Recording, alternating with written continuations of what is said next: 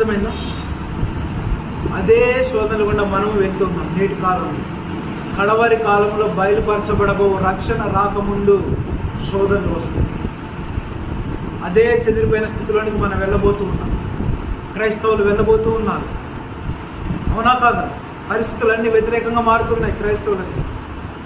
క్రైస్తవుల మీద దాడులు జరుగుతున్నాయి, సంఘాల మీద దాడులు జరుగుతున్నాయి, ఇళ్ల మీద దాడులు జరుగుతున్నాయి, ఒంటరిగా వెళ్ళినప్పుడు దాడులు జరుగుతున్నాయి, గుంపుగా వెళ్ళినప్పుడు దాడులు జరుగుతున్నాయి, మందిరంలో సమూహంగా కూడినప్పుడు దాడులు జరుగుతున్నాయి, మందిరం కాదని ఇంట్లో సమూహంగా కూడుకున్నప్పుడు దాడులు జరుగుతున్నాయి, బహిరంగ సభలు పెట్టినప్పుడు దాడులు జరుగుతున్నాయి, రహస్యంగా ప్రార్థనలు చేసినప్పుడు దాడులు జరుగుతున్నాయి. ఇక ఎక్కడుంది సెక్యూరిటీ? అదే కాలం రాబోతున్నది. మరలా అవే శోధనలు రాబోతున్నవి, అదే నిందలు రాబోతున్నవి, అదే హింసలు రాబోతున్నవి, అదే చెదిరిపోయే కాలం రాబోతున్నది. అయితే ఒకవేళ చెదిరిపోయే కాలం వచ్చినప్పుడు చెదిరిపోయిన స్థితిలో నీవుంటే ఆ శోధనలు బట్టి కాదు, ఆ శోధనలు ఎందుకు వచ్చినా గ్రహించగలిగే స్థితిలోనికి నువ్వు రావాలి.